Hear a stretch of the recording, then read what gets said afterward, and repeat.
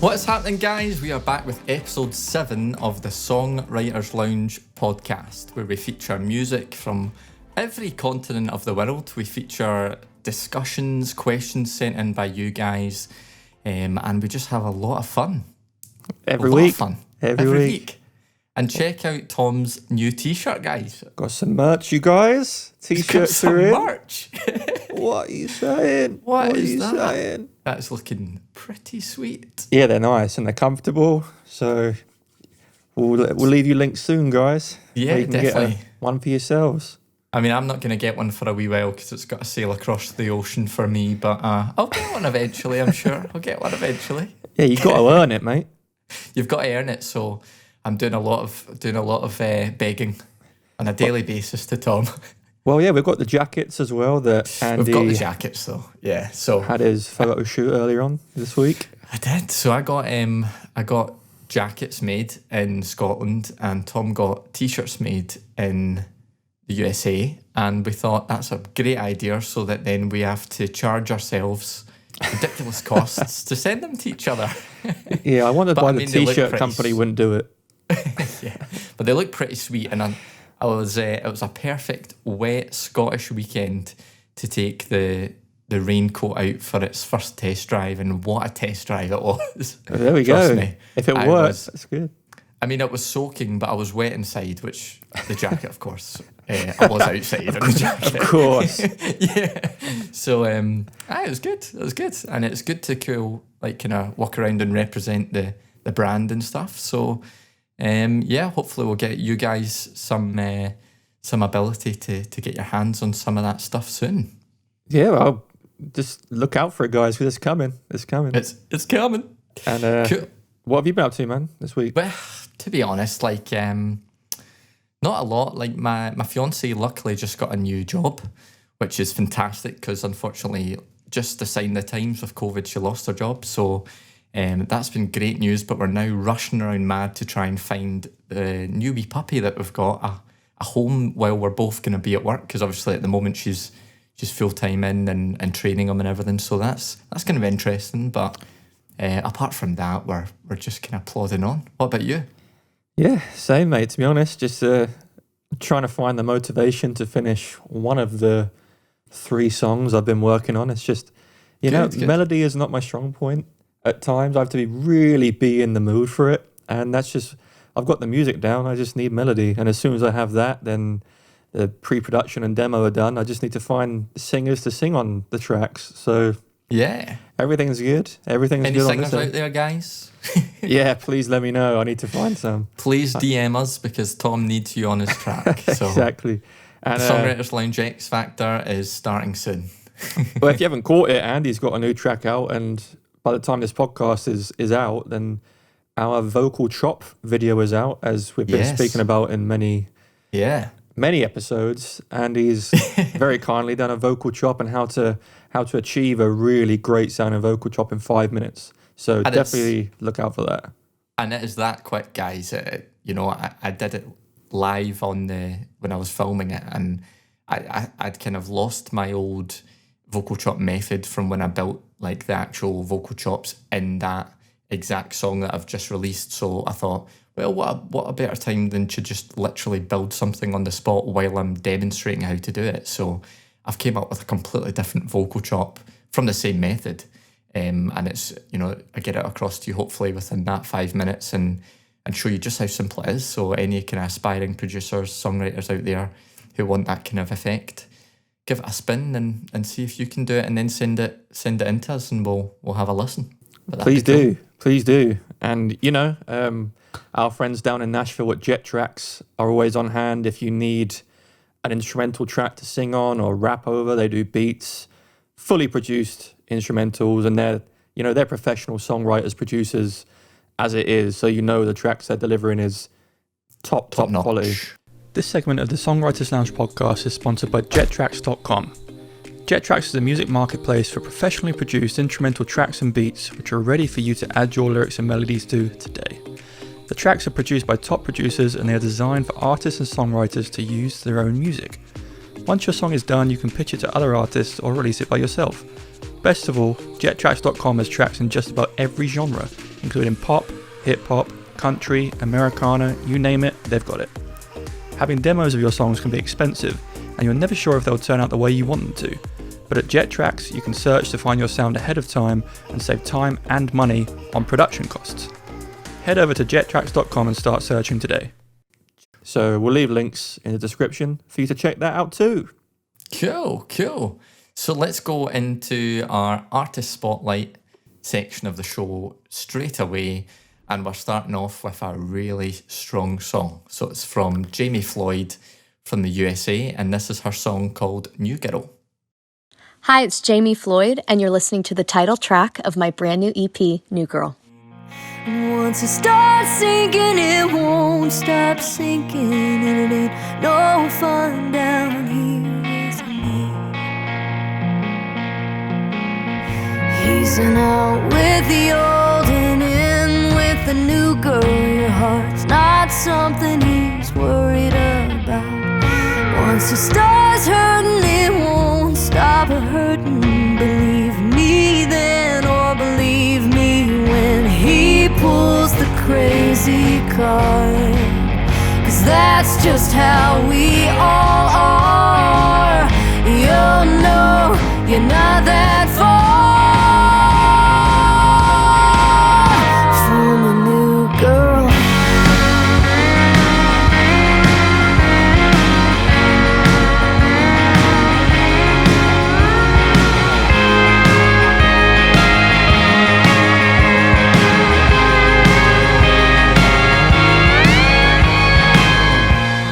Back at it again with the slide guitar. I like that. That's been a really positive aspect of a lot of songs that we've listened to lately. The People slide are guitar. loving the slides. It is. I mean, you can hear from the track how talented she is. And I just wanted to speak a little bit about Jamie because she is extremely accredited. And I'm going to take a deep breath because this is a lot of information to take in, guys. Breathe in. Whew. So, Jamie is a Grammy-nominated songwriter, which is, I mean, amazing as it is. Her new EP, which features this track, New Girl, made its debut at number 6 on the iTunes country music chart, which is awesome. This is really cool. She co-wrote Kesha's current single, Resentment. And I'm sure we all know who Kesha is. Oh, we do. And this is one that I know Andy loves. She's currently in the middle of writing all of the original music for the upcoming Broadway musical, The Kingsway. So she's literally writing a Broadway musical. A Broadway musical. Oh, my dream. It's how you know you have talent right there. That's when you know you've made it, yeah. She has also written songs recorded by country music giants Miranda Lambert, Brian McKnight, Ronnie Dunn of Brooks and Dunn, Ashley Monroe, Hayden Panettiere, Kelly Pickler, and many, many more. That's just a few of them. And her songs have featured on hit TV shows such as Nashville and Finding Carter. And again, I'm sure you've all heard of those, even watched them. I binge-watched Nashville a while ago. She also co-wrote and recorded the entire 12-song official major motion picture soundtrack for Burt Reynolds' last movie, The Last Movie Star, which stars Burt Reynolds, Ariel Winter, and Chevy Chase. And she actually also cameoed in that movie. She had a small role. Yeah, so that's awesome, isn't it? That's class. And last thing, this is what I love because I love this venue.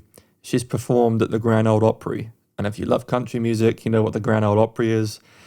And we're just thrilled to have Jamie on the show and be listening to one of her tracks because, as you can tell by that small clip, it's so good straight away. And right off the bat, I just want to say how much I love the guitar tone. Straight away, as soon as it comes in, it's like, oh, I like that so much. Just awesome. Just, it sounds to me like it's like a Vox AC30, because it's like just about coming in. It's like just distorting over the line, which is a really fine line, and the AC30 does that well. And fun fact of the day is Brian May from Queen uses a Vox AC30. Well, he actually uses a wall of Vox AC30s. But if it's good enough for Brian May, it's good enough for anyone. And class. It's just one of the best amps you can get, especially for this kind of tone. And they just dialed it in beautifully. I'm impressed that you picked that up. Like, I would never be able to listen to a guitar tone and be like, oh, that's a Marshall or an orange amp. Like, Oh yeah, it sounds to me like it's a Vox AC30 that's just distorting, and it's beautiful, really is. And I wanted to move along to the vocal performance and melody. I know that Andy's the lyric man, so I'm going to touch upon the lyrics a little bit, but I'll let him really dive in. And I just want to say how much I love the melody. From the get-go, it's so catchy and it moves. So it takes lots of interesting turns, the melody. Not like, this is how you can tell when someone's a really good songwriter, is the melody is kind of unusual, but so good. And, you know, the lyrics are they're just a storyteller's lyrics. And that's like the biggest compliment I can give you. There's one line that I wanted to pull out of there. It's, once he starts cheating, he won't stop cheating. The one before me had dark hair too, just like you. It's like, that line alone tells you exactly what the song's about. Yeah, and totally. What I like about songwriters like Jamie is they can really paint a picture of the story. So when you listen to it, you can, as you as the listener, develop faces for the characters in the story of the song. Which is like, you know what I mean? It's just one of those things. Like totally. When she sings it, I'm like, I can see like the dark hair silhouette. I can follow the story completely, and you can see the episode in Nashville. Exactly, you can. That would come in from it. Yeah, and it's just what a fantastic song. We'll leave links in the description. It'll be in our Spotify playlist as usual. Totally. But you've got to check out the entire song because the whole song is amazing, and I couldn't speak any highly of the track than saying that. It's like, what a wonderful storyteller, amazing song. And like every week, Andy and I try and take something that we might have added to the songwriting session or production booth if we were there, just to give you like an idea of what different people can bring to different elements of the music. And just I had to run through this track with a fine-tooth comb to find something that I would have added or maybe changed or just like interpreted your own ideas. But for me, the cymbal in the chorus could have been tamed slightly. It's slightly washy, but again, it's hyper critical. It's just something that I would have checked out if I was in the booth, and just maybe, usually when, again, cymbals are so hard. I've said it a million times, cymbals are so hard to tame. Usually you have to go in with the tiniest EQ notches. Usually when I do it, it's around like the 600 to 700 hertz, maybe 3 to 4K, 12K. All have like little notches taken out, and there's plugins like Soothe. I don't know if you've heard of Soothe. It's by a company called Oak Sound, but good plugin. It's like a dynamic processor compressor thing that kind of takes that harsh resonance away from things, resonance suppressing. So super good plugin, but again, you'd never notice it unless I had to listen to it a few times. But I love the song, really do. I know I say it every week and every song, but the quality is just so good that we're listening to. Yeah. And another great thing about Jamie is she has her own songwriting workshop where she'll work with you on your songs and develop your ideas. And as you can tell, she's highly accredited, Grammy-nominated, say no more. And she's been kind enough to offer Songwriters Lounge listeners 10% off. So all you need to do is go to www.songtherapyonline.com, use code Songwriters Lounge, and away you go, right in your next hit and getting someone like Jamie to listen to it. So that's enough for me. I'm not going to ramble on anymore. Andy, what do you think? No, I loved the hard panned instrumentation. I think in this track in particular, I really liked the sense of space that the track had, particularly at the start when it's just she's building that kind of raw emotion and setting the quite dark tone of this story, you know. And what was quite unusual for me is, see the drums, they were very like hard panned in the right channel in that verse, which I don't really tend to come across that very much. Usually your drums are quite standard, you know, you've got your kick and your snare down the absolute middle for that kind of mono compatibility. But what it did do was moved everything out away from her voice. So you just got like that absolute clarity. There was no overlapping there because there was nothing there to overlap. So it was quite good as well, because I quite liked the way it made me think that I was standing watching the band, or, you know, right in front of me, and all their different positions, as if, you know, I was looking at them in the studio and the drums were over in the right corner. The electric guitar that you hear at the very start was in your left corner. She was right in front of you in the mic. Hard and left. that kind of, it's sort of, I really liked that sense of space, and that the reverb that everything used really kind of, it just gave it that depth and that like real kind of, that really live performance feel. Really liked the close harmonies in her build. So vocally, she does these kind of harmonies as she starts to build that drive just before it kind of climaxes in the little snippet that we played. But her close harmonies, they're a bit odd, but not in a negative way. They're very, very well matched to like her lead vocal line, but they're not like your typical just like thirds and fifths. I think they're quite like intricate. That's what came across anyway.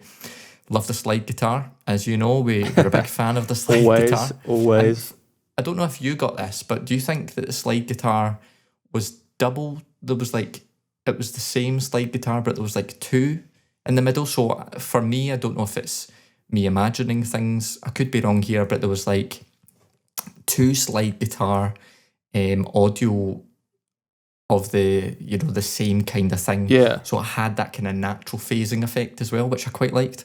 It was very thick, so you could be right there. Yeah. So again, I could be wrong, but that's just what I picked up.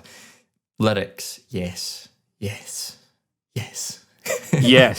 Yes, guys. So very, very clear picture of the warning asshole ahead type scenario where she's just like, this guy, don't touch him with a barge pole because he'll use you and then he'll find a new girl, you know, and manipulate you like a deck of cards, guys. So whoever that character is in that song, I don't like him. Don't like him. I think that's what she's after. He's no friend of mine. He's no friend of mine. And yeah, that's really kind of my main takeaways there. The only negative, well, not even negative, the only thing I would have said is, as much as I quite like the drums being in that hard kind of right channel, I'm just a sucker for keeping the kick and the snare in particular in the centre. Now, it did come into the centre when that big kind of, the kind of big energy developed in the track. So they did bring those elements of the drums into the centre like you would typically expect.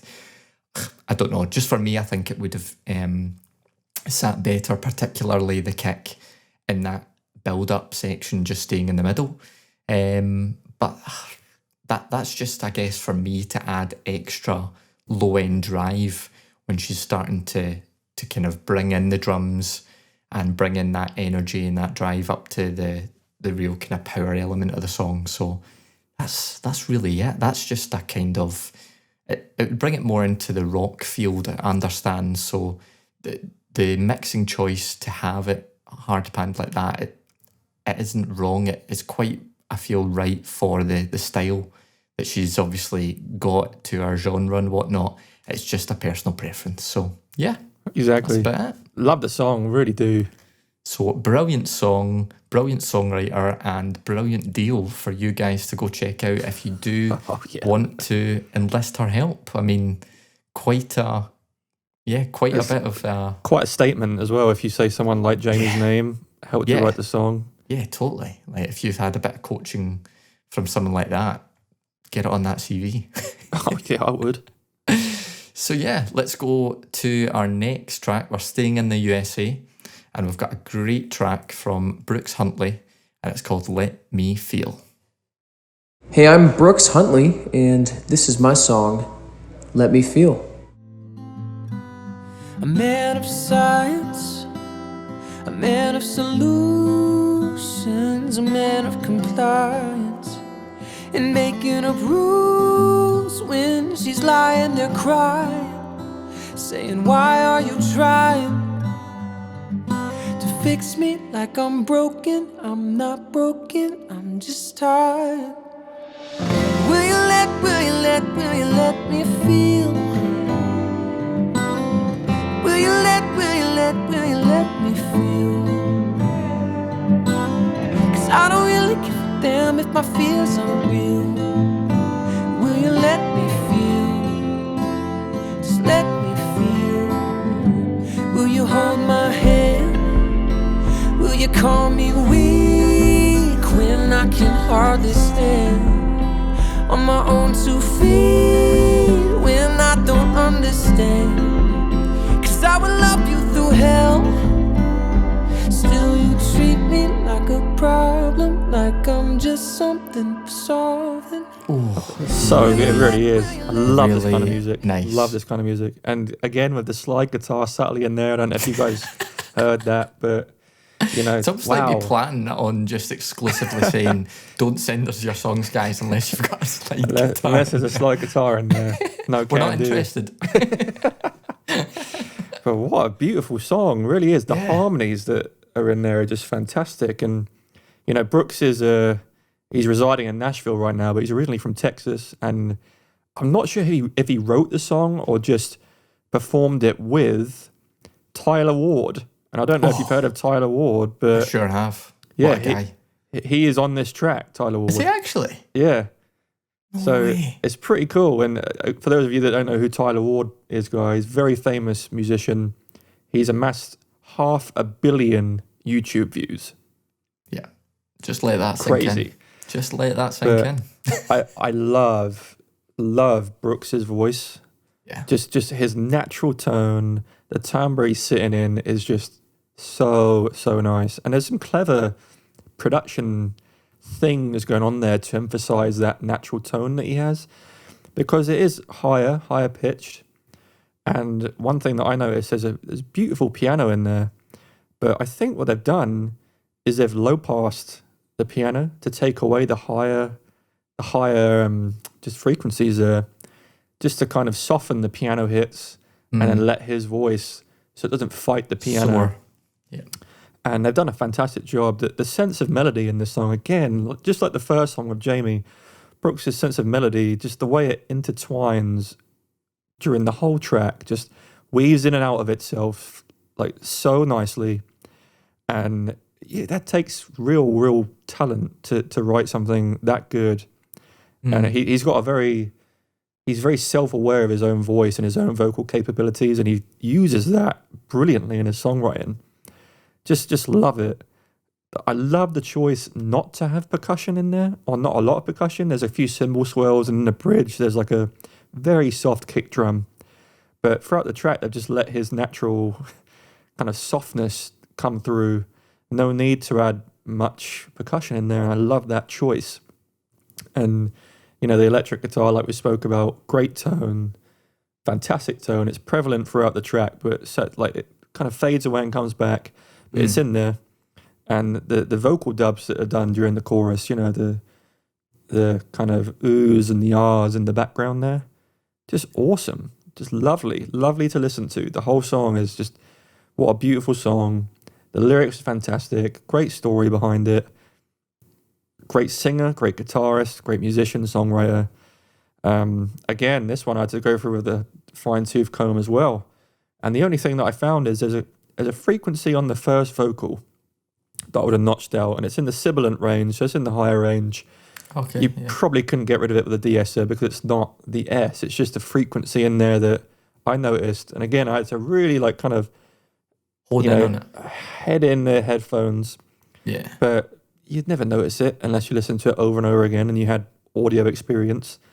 But I think they've done a fantastic job. And Brooks, let us know if you wrote the song with Tyler or it's one of yours that Tyler has come on, because I'd be really interested in knowing. I've liked Tyler Ward for a few years now. I've been following his stuff, and I'll be following Brooks' stuff from now on because it's right up my street, this kind of stuff. Loved it, mate, honestly. And I loved the fact that this track has like instantly a different vibe to like the first track, you know what I mean? And that's what we're talking about, like when the artist is creating the difference in those emotions. Like instantly I felt a bit more relaxed, whereas a bit more kind of uptight with the first track, a bit like more on edge, just because of the story and because she's creating that kind of environment that we're listening to. But this was really just beautiful vocal, instantly grabbed me. really emotive. Like, he performed this very well, and I loved his diction. So sometimes with singers, I find it hard to like understand what they're singing and understand their lyrics, but he's really clear, and I love the like I've put wordiness of the track. You're spot on there with his diction. Yeah. Like I just mean like the track is very wordy. I don't know if that's like a thing to say, but it's like it's not kind of. He's not dragging out notes on vowels and whatnot. It's very kind of, is it homophonic or whatever? Anyway, whatever the technical term is, I loved it. And yeah, in this kind of track, when it's like this raw and this rich in terms of the acoustics coming through and the acoustic sounds of the instrumentation and also his vocal performance, I can just like, it's a bit like what you said, I can just like see him singing it, because definitely the emotion that he's kind of singing and the kind of level of the, I don't know, the way he flows his vocal, I can just imagine him like in the mic just kind of doing his wee head turns and getting right into it. Like, it's almost as if I can picture him like right there singing it, and that's a really, really cool thing, because he's given that vocal performance that makes me think, you know, he's right there, right. Even though he's in my ears, like I can visualize him actually singing it, and that's really cool. Lovely high end reverb going on the vocal. Noticed that, and of course, got to mention the really clean, wide acoustic guitars, and I loved the instrumentationship, if that is a word. The instrumentationship. It might be a new word, but I'll go with it. Or whatever you say, the musicianship. That's the word. The musicianship. Musicianship. So they did this kind of, obviously they're, you know, you'd expect them to be playing to a click, but they're kind of just grooving the hammer-ons. Like, there was a really nice hammer-on part of the acoustic guitar lick that was just like so nicely grooved. I can't describe it. It was just, it's when you bend the rhythm just ever so slightly just to add that extra human emotion across, and I loved that. The bass was lovely. It was well mixed. It was there, but you can't tell it's there, if that makes sense. So for these kind of tracks, when I know the bass is right, it's like you don't even notice it, but you would notice if it wasn't there. Whereas like on a drum and bass track or something like where you just want crazy bass smashing you in the face, you know, you need that to be just like so much more distracting. But this was just like low end warmth for me, and it was really smooth and gentle and nice. In terms of kind of critique, I personally like more of that subtle guitar kind of effects in the background to be brought forward a wee bit. So there was some really nice guitar kind of held effects going on that I could hear. Really just wanted more of that, because it was adding quite a lot of nice kind of vibrant interest for me. There was some cool vocal delay effects as well that he used. I think it was in the verses, where you kind of had the lead vocal, and then the delays, you know, kind of leading off, and the hard pan sides, just maybe a wee bit more of that again. So it was something that I picked up maybe on like the third listen, but I really liked it. So I'd prefer to have it maybe more present, and then I would have picked it up maybe in the first listen. And just, I liked, like you, I liked the kind of simplicity of the percussion. I would have just added a slight bit on the level of the kick just to add that extra oomph. But I'm talking few dB, you know, nothing major. So yeah, but loved this track, and very impressed about your fun fact. That was quite I wasn't expecting that, but it's really cool, really cool. I actually made myself laugh earlier, because when Andy and I listen to these songs, like, we just take our notes, and I wrote something that could be, you know, in a music review that you'd see, so I deleted it, but I wanted to share it because it made me laugh. So what I wrote was, an insanely well-written song with passion and heartbreak fueling the emotional vocal performance. Oh, that's so cute. It's true. I mean, it's very true. But I was like, I'll delete that. It's a little bit too, not forward, but it's a bit it's too professional. Do you want his number after that? I mean, that's quite... Brooks, if you're listening, mate. I know, he's onto you. He's loving you, mate. He's loving you. So yeah, Cool, loved right, it, mate, honestly. So we're going to soar across the Atlantic Ocean into the wide, wide land of England. My Here we favourite go. place. Home girl. No, this track is really cool. This is from Darla Jade, and this is her track "Forget You Not." And I'm connected well with Darla. We've actually co-wrote a song together, so it's with great pride that I introduce her for this song, and I'm sure you guys are gonna love it. Hi, I'm Darla Jade, and this is my latest single, Forget You Not. It's tough to communicate, 'cause I don't know what's going on in your head. You're always trying to think, but can't find the words to say. And I hope your memory doesn't completely fade away. What will you remember tomorrow? Is there more time you can borrow and it tears you apart? But what will you remember tomorrow? Years ago is so easy, it's yesterday that's hard. This disease is so unkind, I pray God won't take your mind.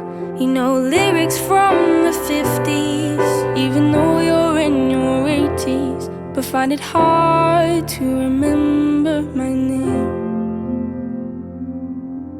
It's so frustrating, wish there's something I could do.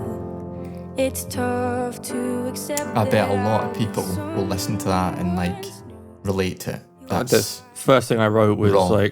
how beautiful and emotive, and everyone I'm sure can relate in some way. And sad, man.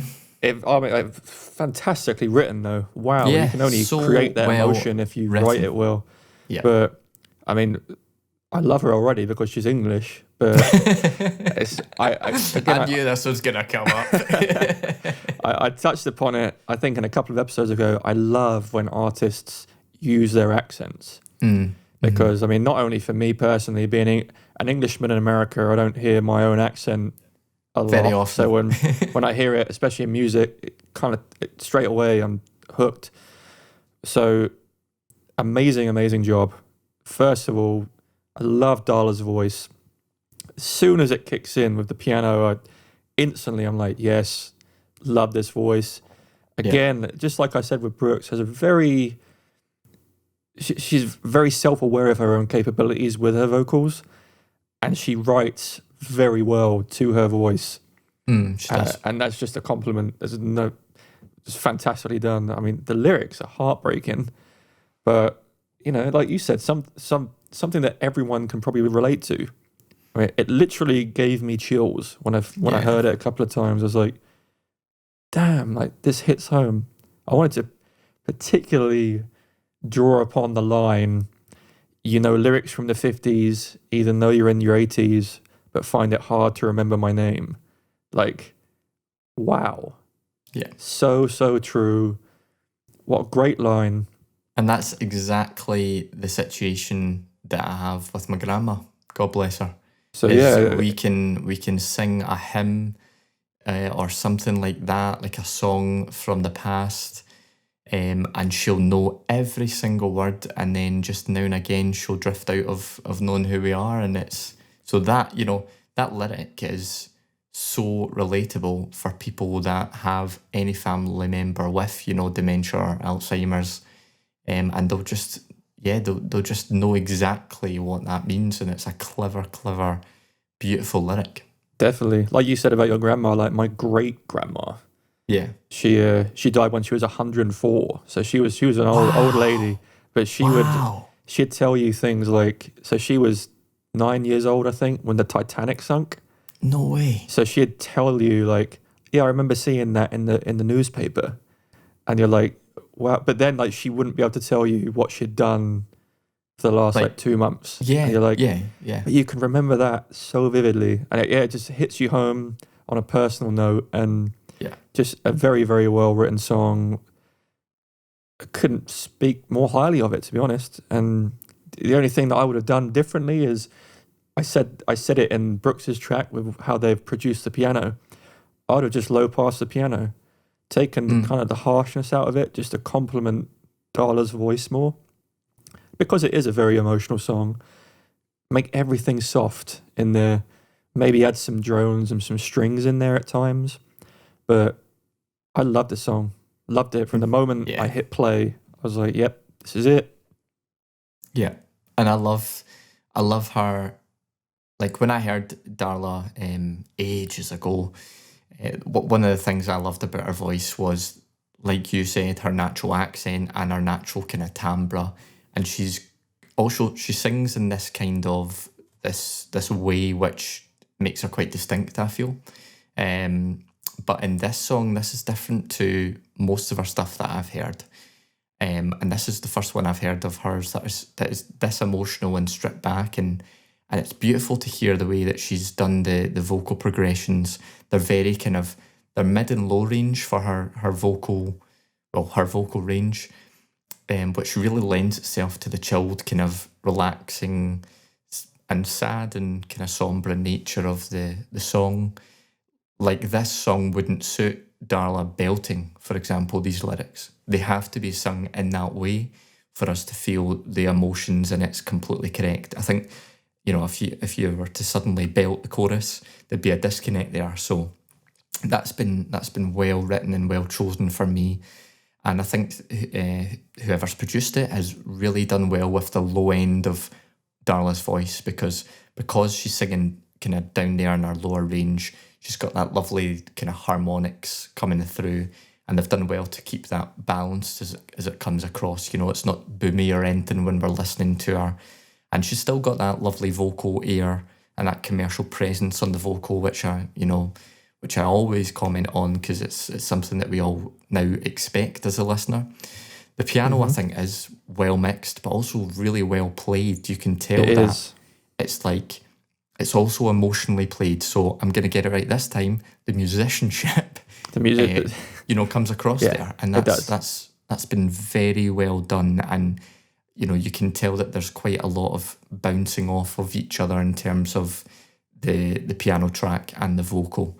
And I'm sure that process came about during the writing of the piano track to Darla's vocal melodies.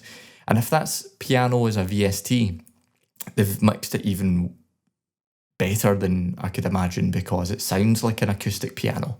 And it's really blended nicely with the depth of the track. And the last kind of instrumentation point I'll note is that there's this really subtle pad that's in the background.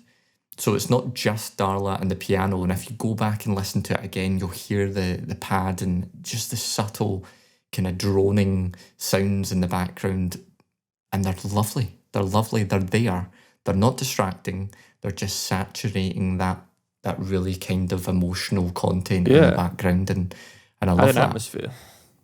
Yeah, totally. Ambience, atmosphere, everything.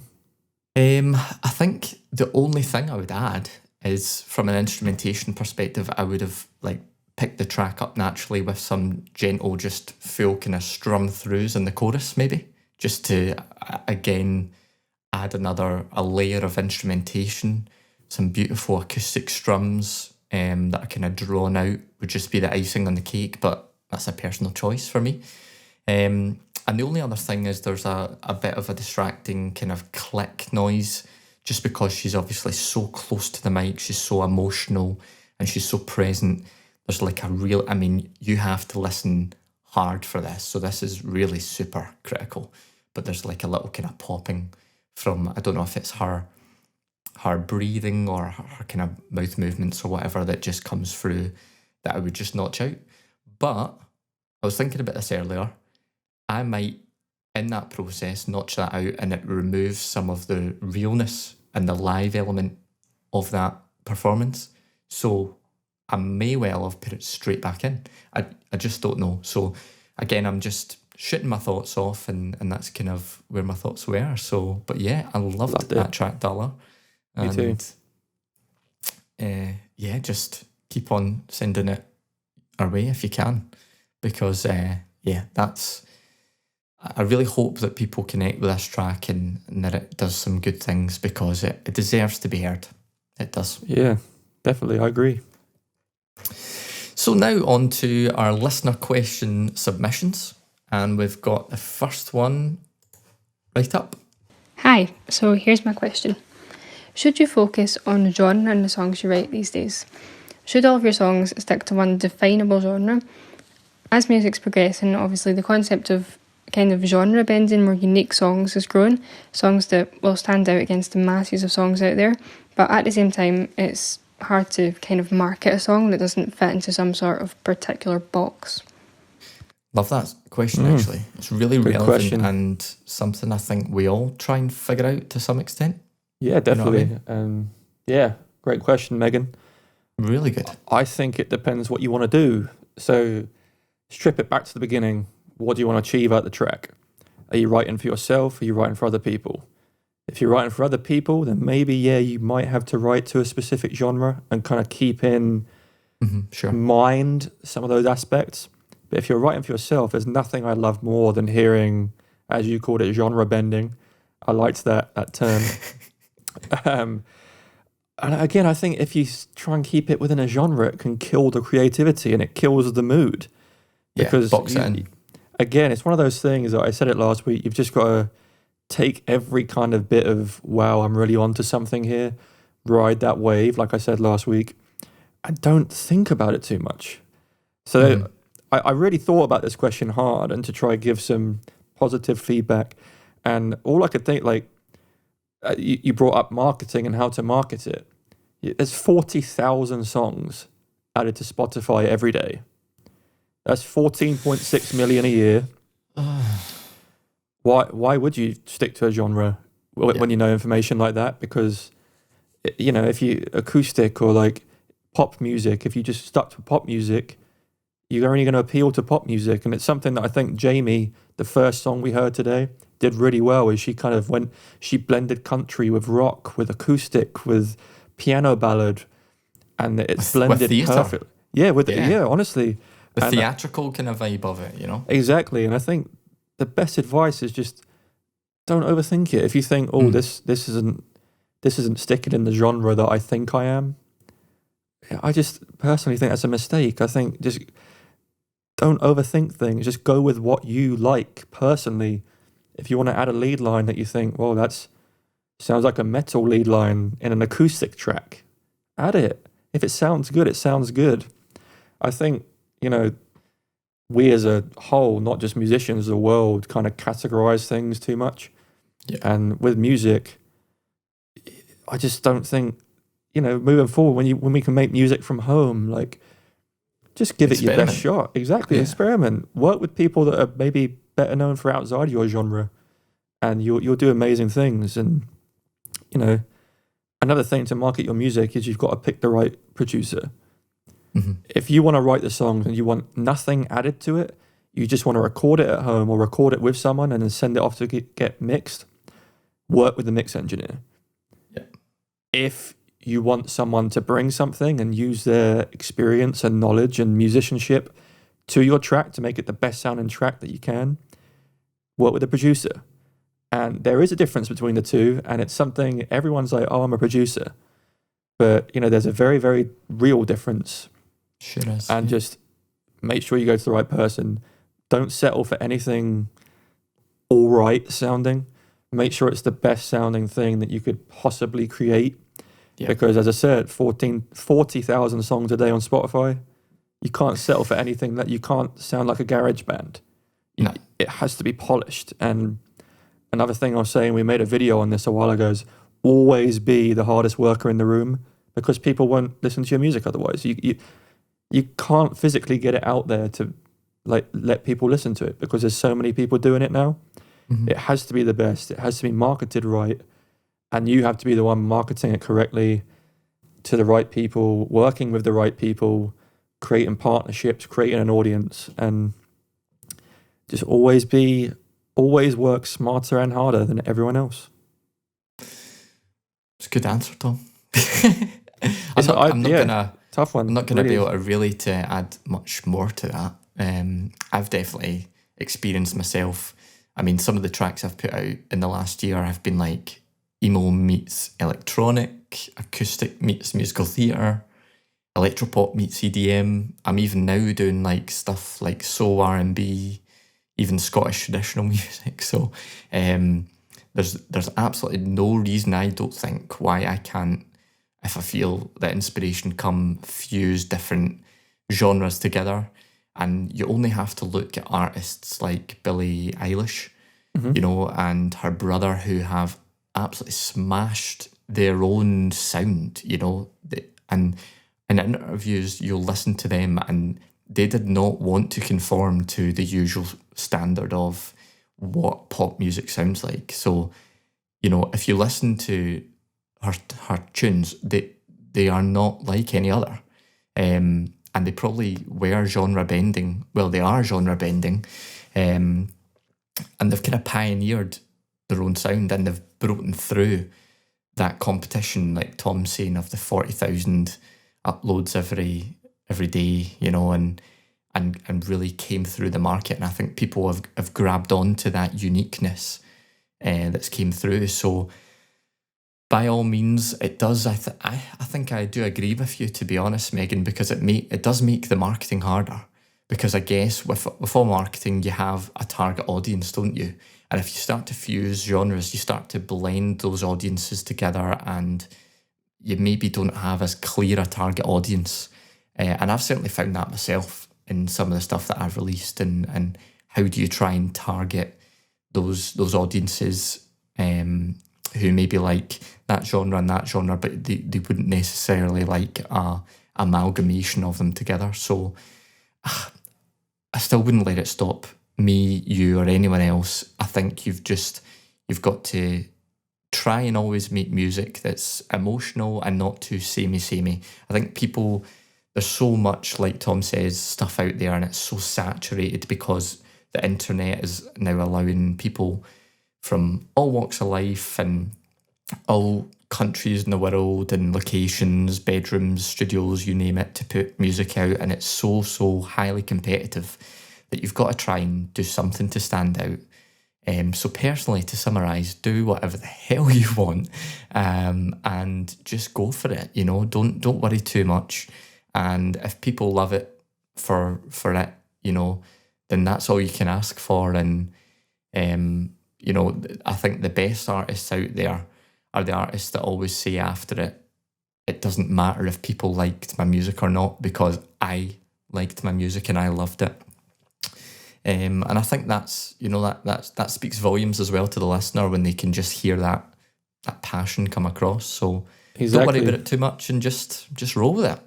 Well, you said something about Billie Eilish and the fact that she's taken over. And there was a quote, I watched an interview and they were saying, because they got given real hard time for not recording in a real studio.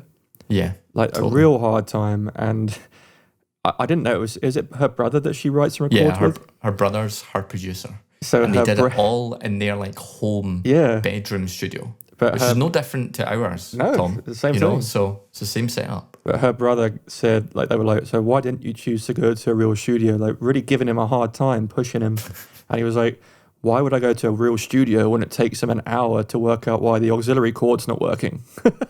And if you've ever recorded in a real studio, you know that makes sense. It's very fair. And if he's familiar with his setup, and to be fair to the guy, he's got all the control that he needs. Exactly. Doesn't need any from his home setup. You know, I think it's just, why the hell not? So that was a great question, Megan. That really made me think. Great question. So the next one's not really a question, but we wanted to include it in the show because, you'll see why. I'll just play it straight away. Has some really interesting thoughts in this one. Totally. Hey, Tom and Andy, this is Jeffrey. I was just been going through all the podcasts and listening through kind of all of them. I've kind of noticed a reoccurring theme throughout some of the questions. from songwriters that maybe haven't been maybe writing a super long time. But I keep noticing that theme that they keep thinking that every time they sit down to write, it should be this amazing experience and they should sit down and be able to just bang out a song from start to finish every time that they sit down. Over the course of my own experience and just writing for, over 15 years and writing with other people and just kind of, picking things up from writers I know that are more experienced than I am and had a lot more success, is that you just gotta chill out on the self-judgment and, just have the mindset and the patience and with yourself to just know that when you show up to write, if you just show up, that's the success. The success is not just sitting and finishing that song, although that's awesome. And, really treat it like a job and just being creative. Like, that's what creativity is, man. Sometimes it's flowing and that's awesome, but the showing up part, that's the success. The success is not, hey, I finished an awesome song, and I'm, flying out the feeling. The success is, hey, I showed up today and I put in the work, and that is what's going to continue to pay dividends. So that's all I got for you guys. Really enjoyed the podcast. Y'all keep killing it. Thanks. Cheers, that man. love. Cheers, man. Cheers to love, man. Yeah, this is a guy called Jeffrey Slape out of Nashville. Again, the minute you say Nashville and songwriting in the same sentence, you know he means business. Business. I actually wrote a really cool song with Jeffrey recently over Zoom, just at the beginning of the pandemic, and super, super talented guy. Straight away we're into it, and within 15 minutes had a really cool sounding track that I'm yet to record. I need to sit down and do that, so give myself a little slap. I completely this is the slap you need. Yeah, exactly. Like, hey, his next submission will be, hey, this is not really a question, there's a message for Tom. Have you started a track yet? It out, yeah. Sort it out. But yeah, I completely agree with everything you're saying, man. And it is all about mindset, like we've said. Like, try not to, and it's something that I'm super guilty of, is sitting down and maybe starting writing something and thinking, oh, why can't I finish it? Am I not good enough? Am I a fraud? Like, all these kind of things. And I have to remind myself constantly, just chill out on yourself. You're putting so much pressure on yourself, and just take a step back, come back to it another time. And Jeffrey actually he's a really interesting guy. As he said, 15 years experience. He's got a lot of wise words when it comes to songwriting, and this is just one of them. And completely agree with it, pretty much everything he said. I mean, pretty much, I agree with everything he said. Sometimes you just need to kind of take a step back, not put any pressure on yourself, and come back another time and really try again. And if the song sucks, start again. Yeah, happens all the time. Trust me, happens all the time. Yeah. You'll start writing something and you think, this really isn't very good. Scrap that and start again. Start again. And again, like I said it last week, sometimes the mood strikes, sometimes it doesn't. You just got to ride that wave. And there's nothing else I can say about it. I think Jeffrey said it all, and we just wanted to play it because it has some interesting ideas and insights. So thanks again, man. Like, really happy to hear you're enjoying the podcast, and totally, you'll have to come on soon as a guest in series 2. Yeah, it was lovely words to the other listeners as well. So we kind of want to build that as well, like you guys like supporting each other, and I love that. So we could have more of that in the show. If you guys are ever listening to something and you just want to give someone a shout out or support, let's send it our way. Like, we're cool with that, totally. And yeah, I agree, Jeffrey. It's not always about the end destination. It's often about the journey. But the end destination, I guess, is what we get judged on, isn't it, really? So the kind of end destination is the song output that people then listen to. And I guess that message is pretty positive. The only thing I'd say is, it's not that I disagree with you, but I think that eventually, as well as showing up, we need to deliver at some point. Otherwise, I guess we'll just end up showing up and not having any music at the end of the day. So I have this thing where if I feel like things aren't flowing for me and they're not going in the right direction, totally get you. Like, you need to not beat yourself up about it, because that only adds stress, and stress doesn't allow you to have that creative emotions. It just doesn't work with your brain chemistry. So it just it completely kills your mood and your creativity and everything that goes along with making music.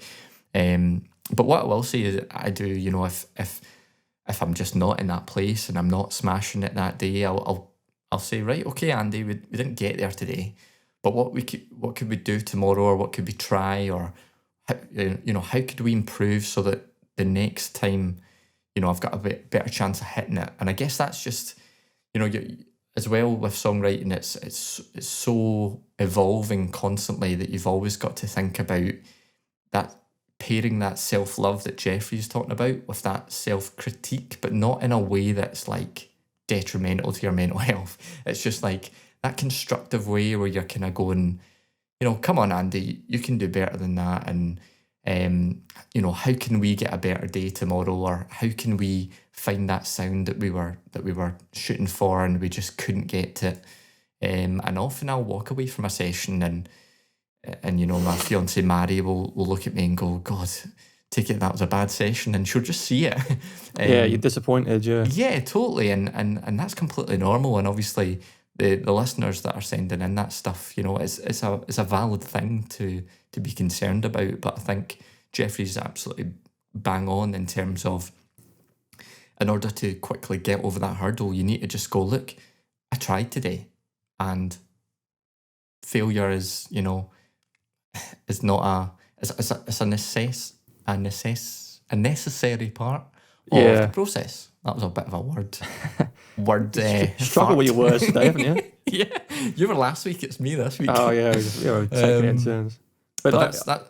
Yeah, so I completely agree with you, mate. And that's just my other wee spin that I'll put on it, is just beauty of pairing it with a bit of like well leveled self-critique, if that makes sense. One thing that I will say is something that I started doing.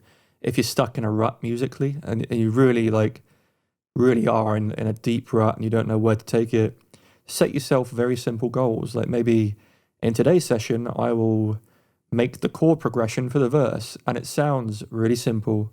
But if you have that, then morally, you're doing a lot for your self-belief. And if you do more than just create the chords for the verse, fine.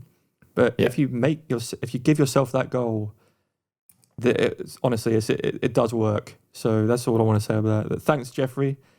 And thanks everyone that's been on this week's show. It's been a blast. Yeah.